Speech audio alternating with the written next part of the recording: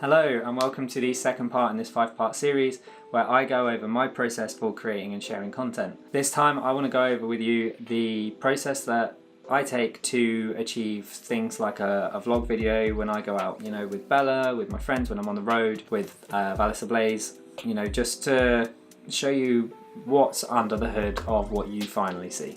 Okay, so I guess a good place to start is going to be the gear I use. I use a Canon EOS M50. I've got the white one because why not? Everyone's got the black one, so I wanted the white one instead. I use an EF to EF-M adapter. I use the Canon EFS 18 to 135mm lens. It's a 3.5 aperture lens, goes to 5.6 when fully extended at 135. This is really good for video. The image stabilization is well, it's great. It's an STM motor, so it's quieter than most. I've not used a non-STM motor, so I can't really vouch for it, but I'll take the reviews as gospel. So on top of the camera I have a Rode VideoMicro with the dead cat on top to eliminate all of the wind noise, because no one likes that. No one likes that.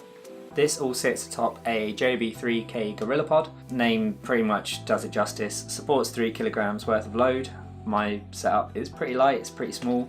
If I upgraded to like a 5D Mark IV, which is the next logical step, or the EOS R, which is really tempting right now, I would probably upgrade to the 5K just because I probably have the extra grip under the EOS R for the extra battery life and ease of getting the shot for the gram.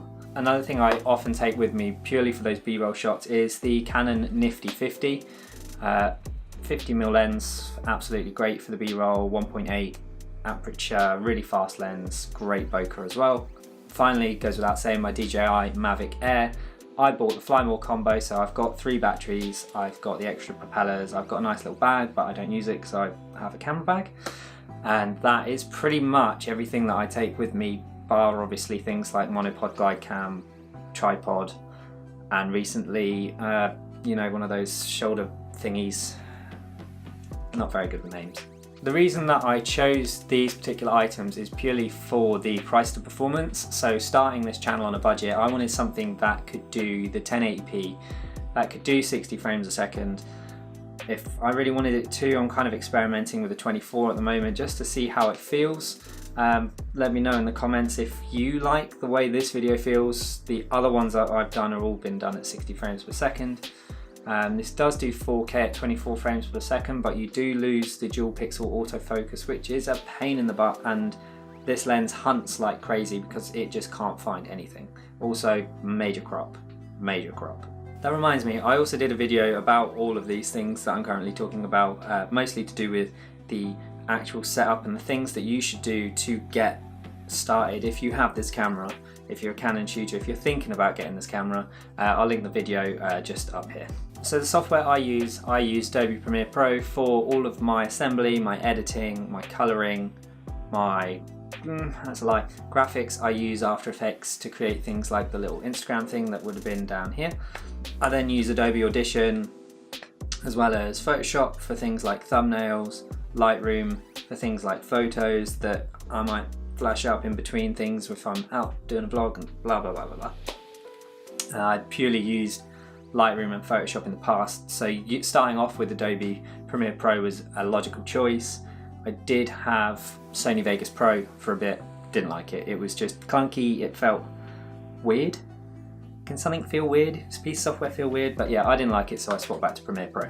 So believe it or not, a vlog isn't always just run and gun. If you really want to kind of have that nice story, or if you've got something to say, you need to plan it out. You need to make sure you know what you've got to cover, where you're going, the locations that you're shooting, what gear you can take. So if you're going on a really long hike, you want to take a light bag. So, I'm not going to take all 3 methods of setting my camera up, or I might not take my drone. That's a lie, I always take my drone. I will always take my drone. Anyway, so yeah, you've got to kind of like scout it out really. Are you allowed to fly drones where you're going? I mean, in the UK, if you go to a National Trust, piece of area, Greenland, forest, whatever, you're not actually allowed to fly drones. It's against their rules, it's a no-fly zone, but if you're clued up and you've got things like a drone map or I think even registers in the DJI Go app itself for the Mavic Air. So just be careful about where you're shooting and whether or not you're allowed to do so there. You need to find out if there are any points of interest in your location that make for good filmmaking. Really great tip that I picked up from, you know, the vloggers. Hit up Instagram, look at the location tag photos, and just see what other people are shooting. See if you can get some inspiration, some good ideas. You know, maybe message some of the people that are taking the photos and just say, hey, where's this? Can you drop a pin or something like that on Google Maps? Even if you're going out on a spontaneous day, it doesn't hurt to try and get, you know, a few basic shots on a list just for you to be able to tick off. You know, something like, oh, I want a drone shot of the horizon. Oh, I want to get some B-roll of some leaves and some trees and the dogs, you know, people walking by, some street shots, all that kind of stuff. You know, you just need to make sure that you've got everything, because it's nothing worse than kind of going, oh, I've got 5 minutes to film and I've not got enough footage to actually sort it out. So yeah, when I've actually filmed, been there, done that, I will then go on to Epidemic Sound. I'll find myself a track if I haven't already done this, because sometimes I like to download it, listen to it for a bit, and it kind of gives me a feel of, you know, the movements that I want to make when I'm actually filming something. And I'll download it, I'll whack it into Adobe Premiere, collate all my footage nice and organized, and then I will start editing. And then once I've started all the editing, I'll apply all my filters, any slow-mo, all that kind of stuff, and then eventually I'll just whack it on YouTube, and you've still potentially seen the result. If not, go and have a little browse through the rest of my videos and see what kind of stuff I'm up to. Anyway, that's it for this one. Stay tuned for part 3. I'm not going to tell you what it is, you're just going to kind of have to find out, just that way you can't skip it. Hit the like button if you like the video, hit subscribe if you want to stay up to date with all of my latest videos, hit the notification bell if you want to be notified every time I upload a video, and as always, I'll see you in the next one.